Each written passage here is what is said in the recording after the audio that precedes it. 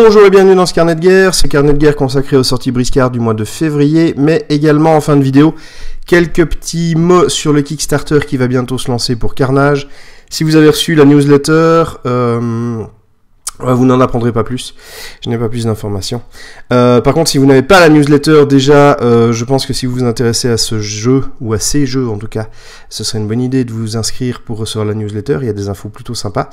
Et du coup, je vais un petit peu vous dire ce qu'il y a eu dans cette newsletter, comme ça vous serez aussi au courant. On commence tout de suite par le Duo Pack. Alors, année du cochon oblige, Duo Pack Kinter. On avait les dessins dans le livre V2. Et eh bien, moi je trouve qu'ils sont assez ressemblants à ce qu'on avait vu comme dessin. Et ils ont plutôt un style sympathique. On va commencer par Pigaro. Donc Pigaro, c'est le conquistador. J'aime énormément ce personnage. J'aime aussi beaucoup le profil qui est lié à ce personnage. Vu sa dextérité, on aurait pu le voir encore un peu plus bedonnant, mais il a vraiment une tête de conquistador. C'est plutôt rigolo. Note, vous pouvez regarder la taille de ses bras, donc la longueur de ses bras paraît assez juste et proportionnée. On verra après pour justement Mercapor. À mon avis, il y a un petit problème de taille de bras, mais bref, c'est un détail. Et donc, Pigaro, pour 100 pièces d'or, on a un chef de la milice, Consti 6, dextérité 1, force 4, mental 1, 3 de mouvement, 9 PA, 25 points de vie, armure, moins 1, 6, moins 2, 5 cases de vie, le casque de conquistador, ce qui est une armure également, moins 1, 6, moins 2, malus de 1 à tous les jets de morale adverses à 2 brasses, lui il a 6 points de vie. Il a une arme, un D5 plus de dégâts, 7 à une main, 7 tranchant, donc c'est un sabre classique. Il est gouverneur, il double la limitation des miliciens, il a soif de l'or, sa bande vole pour 1 PA, les miliciens à 5 brasses max de Pigaro volent le double. Il a les poches pleines, quand un briscard de sa bande est mis hors de combat, les PO en sa possession vont à son adversaire, sinon il s'ajoute au goal-average. Et il est analphabète, il ne peut pas lire et déchiffrer. Alors, qu'est-ce qu'on a déjà comme personnage? On a un personnage qui est très très tanky, 25 points de vie, 2 armures, 6 de constit, ça se passe pas mal. L'esquive par contre, vous laissez tomber, hein, je veux dire, au final, il a 1 de dextérité, c'est pour ça que je trouvais, il aurait pu être un peu plus bedonnant, avec son 1 de dextérité. 1 de dextérité, je crois que c'est la figurine qui a le moins de dextérité du jeu, je crois. Je me demande s'il y a un colosse qui a 1 de dextérité. Oui, il y a peut-être Igoré qui a 1 de dextérité. Mais bref, extrêmement peu de dextérité, ce qui va être extrêmement compliqué s'il doit faire des jets sous dextérité mentale, ça va être une catastrophe. Il a un mental assez faible, et du coup, ça lui fait pas un moral non plus qui est folichon, donc attention avec ça. Le feu, la perte des figurines à côté, etc., il peut vite finir prostré.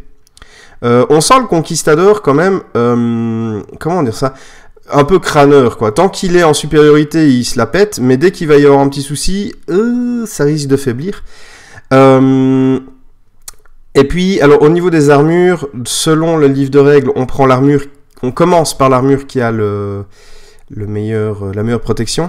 Donc elles sont à égalité, donc vous allez devoir quand même commencer toujours par le casque de conquistador, parce qu'il a plus de PV que l'armure en elle-même. Enfin, que l'armure, entre guillemets. Donc, vous allez perdre le casque de conquistador avant l'autre armure, ce qui va enlever le malus de 1 pour le jet de morale des adversaires, parce que casque cassé, pas d'effet. Voilà, ça, c'est dit. Sinon, c'est un profil que je trouve plutôt bon pour 100 pièces d'or. Il a plein de petits gimmicks qui est sympa avec les miliciens. On le sent vraiment très très axé milice. Bon, c'est un chef de la milice, vous me direz. Mais il est vraiment très très axé milice. Et je trouve qu'il est très intéressant.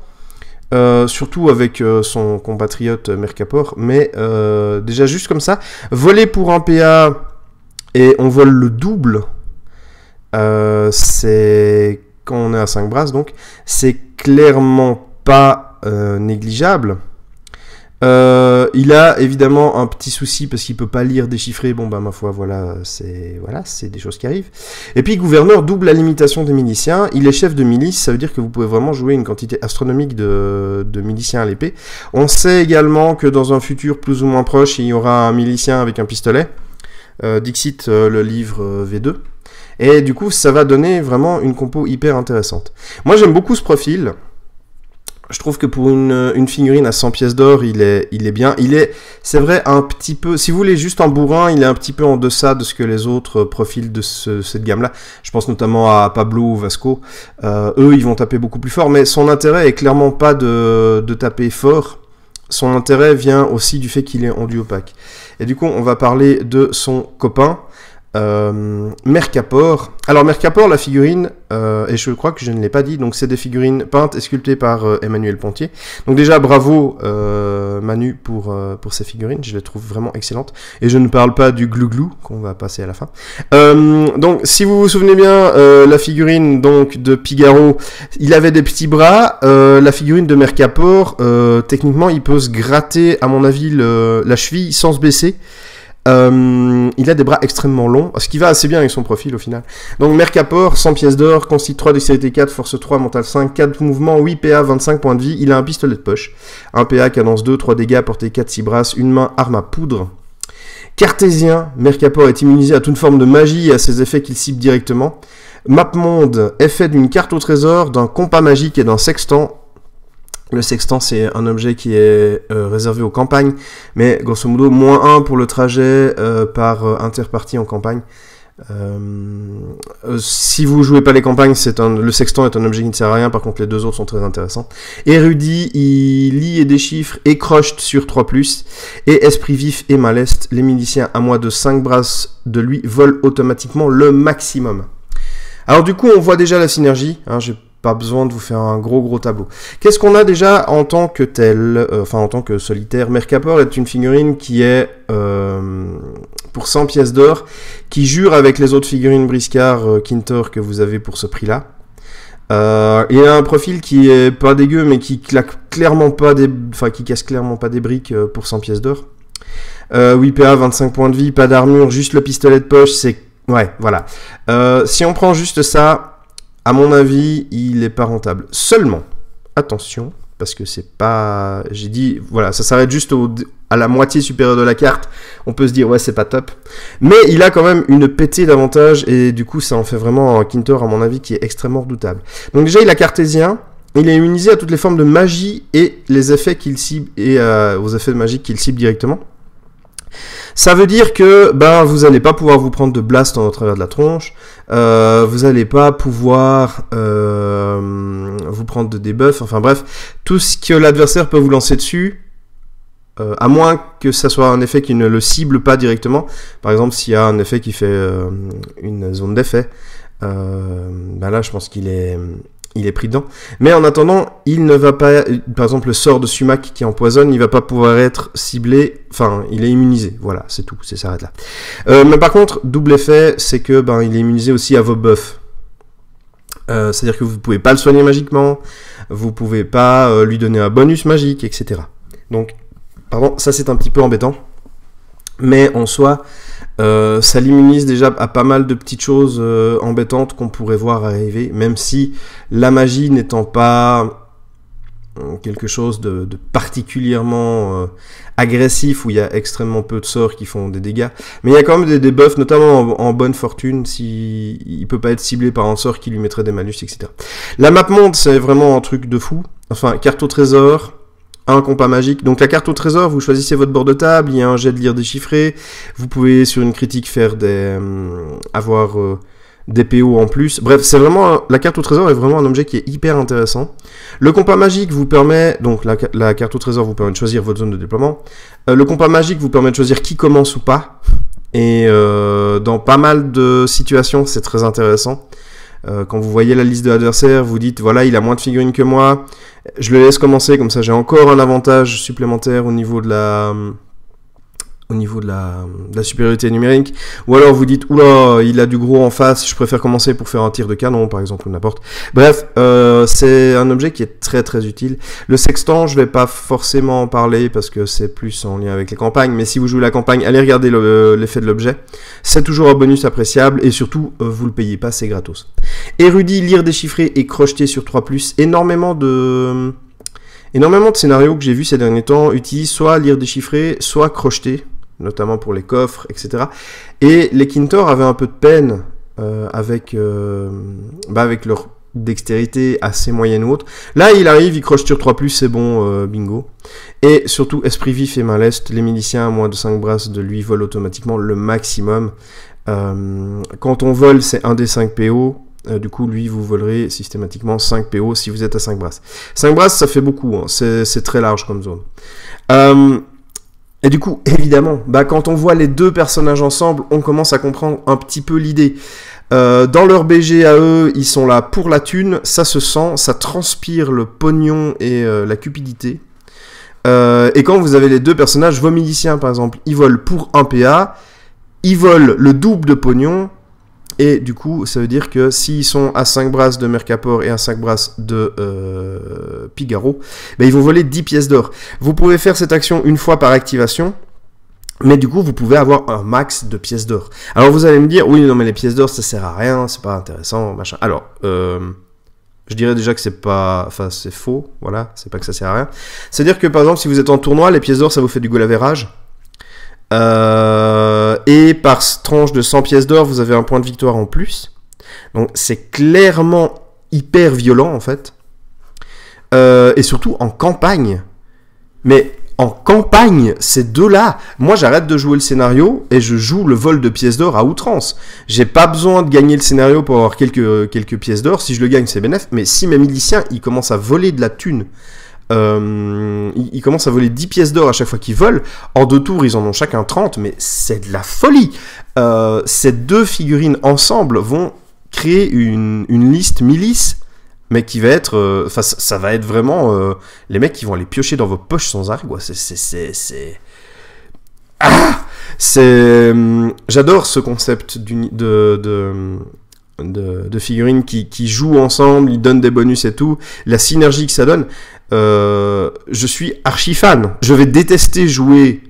si je joue une campagne contre quelqu'un qui va jouer ces deux lascars-là, mais par contre, moi je suis archi fan de la combo. Elle est bien pensée, elle est bien trouvée, c'est fort sans être, à mon avis, outrageusement fort, parce qu'il faut bien penser que vos miliciens, il faut qu'ils restent en vie pour bénéficier des pièces d'or, hein, faut pas déconner, mais... c'est vraiment quelque chose de très très fort et de très très drôle. J'ai hâte de voir leur scénario de duo.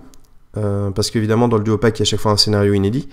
Je l'ai pas encore vu, mais j'ai vraiment hâte de voir qu'est-ce que ça peut donner, parce que ça peut donner des choses qui sont vraiment très très drôles. Séparément, Mercapor 100 pièces d'or, à mon avis il y a meilleur choix de jouer, il y a meilleur choix que Mercapor si vous devez jouer par exemple pas forcément en tournoi, mais je veux dire, si vous devez jouer une figurine à 100 pièces d'or, réfléchissez bien à ce que vous voulez faire avec cette figurine-là, parce qu'il va pas être particulièrement tanky. Il a pas de bonus particulier pour faire des esquives ou des défenses. Il a pas d'armure, donc vous pourriez lui mettre une armure, mais ça va augmenter son coût. Il a un petit pistolet de poche. Alors, c'est intéressant parce qu'il peut faire plein de tirs, recharger, refaire plein de tirs. Néanmoins, 3 dégâts. Voilà, pour 100 pièces d'or, à mon avis, si vous voulez taper, il y a autre chose. Si vous voulez également une figurine qui va crocheter ou qui va être avec une bonne dextérité, vous avez Mae pour 50 points qui fera le taf. Mais Mercapor n'est pas non plus à ignorer, puisque la map monde lui donne quand même des avantages qui sont considérables. Suivant le scénario, lire, déchiffrer et crocheter sur 3+, c'est quand même carrément bien. Donc voilà, mais c'est des figurines qui vont demander un petit peu de réflexion. Est-ce que je le prends lui? Est-ce que je prends quelqu'un d'autre?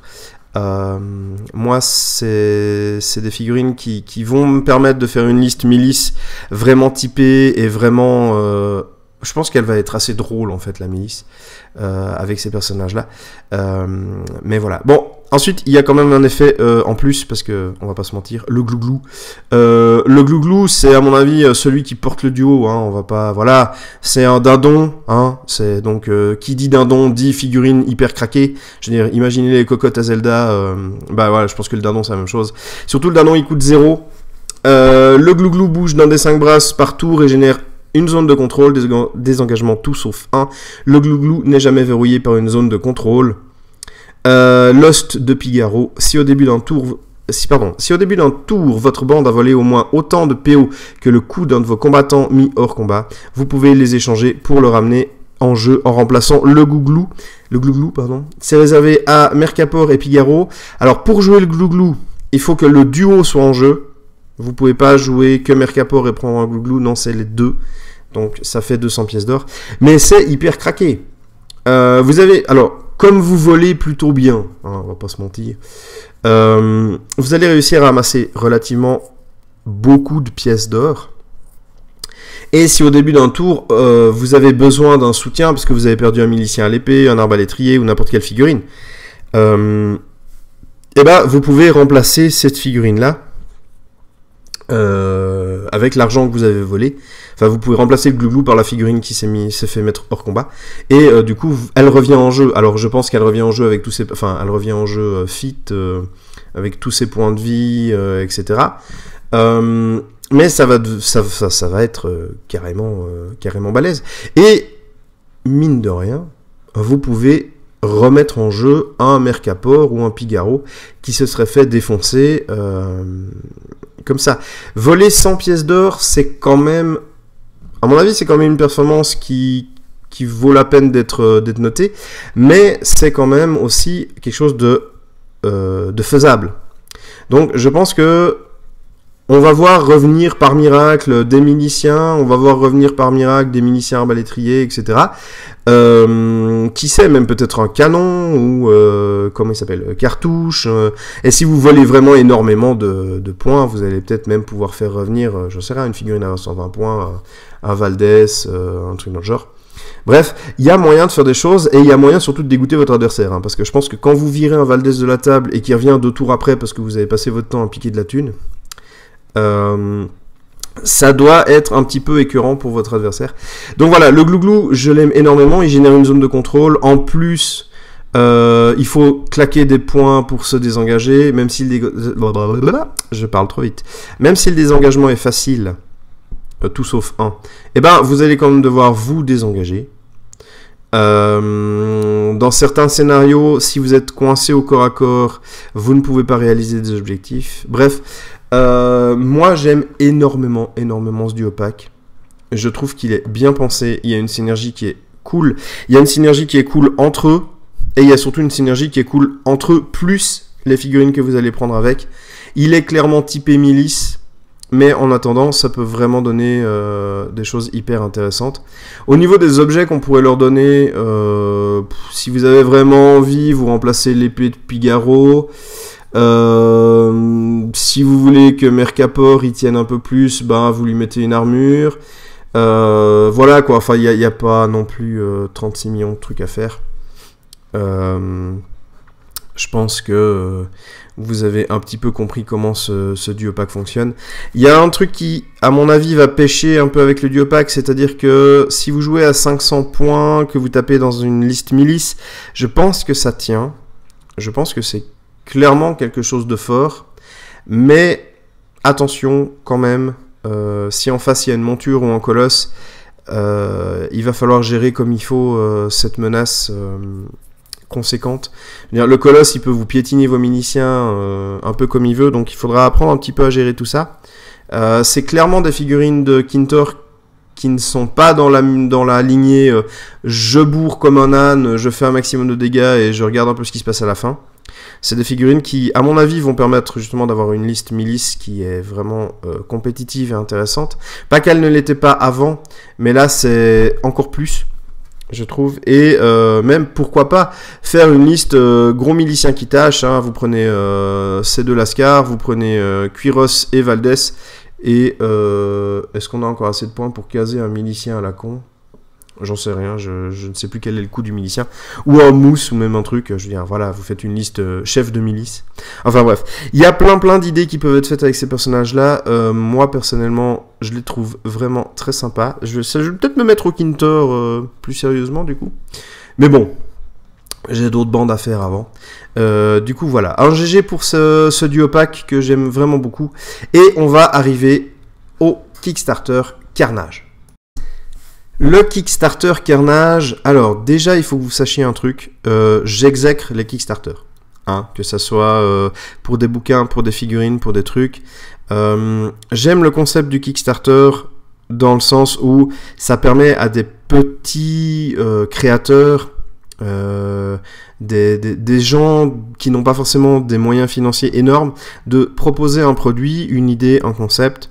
Les gens lui disent « Ah ben j'aime ce que tu fais, je te donne des sous et j'espère que tu vas pouvoir mettre ton concept à bout. » Actuellement, la plupart des Kickstarter qui passent sous mes yeux, c'est peut-être aussi moi qui fais une sélection bizarre, c'est des Kickstarter de grosses boîtes qui ne veulent pas investir dans un produit et qui préfèrent vous ponctionner votre thune avant de vous dire que le produit, oui, alors il y aura 6 mois de retard, il y aura des machins, des trucs. Les Kickstarter de figurines, c'est une catastrophe. Je vous invite à revoir ma vidéo sur le Kickstarter Confrontation où je me suis vidé tout ce que j'avais à dire là-dessus. Surtout que techniquement, la plupart du temps, les Kickstarter figurines, vous allez payer votre Kickstarter. À la fin du Kickstarter, il y aura encore 1 an, 2 ans de délai pour la création des figues, les machins. Et quand vous allez recevoir vos figurines au bout de 2 ans, vous serez passé à autre chose, vous aurez vu un autre jeu, vous aurez découvert d'autres univers. Bref, ça vous bottera pas, la hype sera passée, etc. Et du coup, TGCM fait un Kickstarter. Et à ce moment-là, je me suis dit, putain de merde, ça va encore être une catastrophe. Et puis, en discutant avec l'équipe, en voyant ce qui se passe, ils proposent un Kickstarter où, à la fin du Kickstarter, ils commencent déjà à envoyer, ou en tout cas, il y aura juste 1 mois ou 2 de délai d'attente à la fin du Kickstarter, parce qu'ils sont déjà en production des figurines. Et ça, c'est quelque chose que je suis d'accord de financer, c'est-à-dire que je vais pas attendre 1 an et demi avant d'avoir mes figues, mais ce que va proposer le Kickstarter dans sa version de base, donc le montant minimal, je vous expliquerai ce que ce sera après, ils vont être envoyés extrêmement vite et on va pouvoir jouer extrêmement vite aussi. Et ça, du coup, c'est quelque chose que je trouve très bien. C'est pour ça que je vous en parle, c'est pour ça que je dis que ce Kickstarter, moi je suis d'accord de le financer. Donc il va commencer le 15 mars, il se terminera le 15 avril, et à partir de ce moment-là, il y aura un tout petit délai, mais on recevra nos figurines rapidement. D'après ce que j'ai vu ou lu, l'idée c'est de les recevoir avant l'été, je crois. Je dis peut-être de la merde, ça va peut-être changer, mes notes sont peut-être pas à jour, mais bref. Voilà, donc du coup c'est Kickstarter. Ça va parler de Carnage, nouveau jeu de figurines TGCM que vous avez pu tester ou voir. Vous avez peut-être vu des photos. Il y a plein de gens qui ont fait des trucs. Il y a l'atelier du TIF. Il y a qu'est-ce qu'il cite? L'atelier du TIF, FWS. Il y a Xavier Matteo qui soutient. Bref, il y a des choses qui circulent. Vous avez qu'à taper Carnage comme c'est écrit là, et vous allez trouver ce que vous voulez à ce niveau-là. Pour parler plus directement du Kickstarter et des chiffres, alors ça c'est ce qu'il y a dans la newsletter, donc j'invente rien, hein, c'est ce qu'on a reçu. Donc la base, il vise un objectif de 45 000 €. Je trouve que c'est un objectif qui est tout à fait atteignable et tout à fait raisonnable. Au vu de ce qui se passe dans les Kickstarter autres, si vous allez voir les Kickstarter des figurines, souvent c'est beaucoup plus élevé.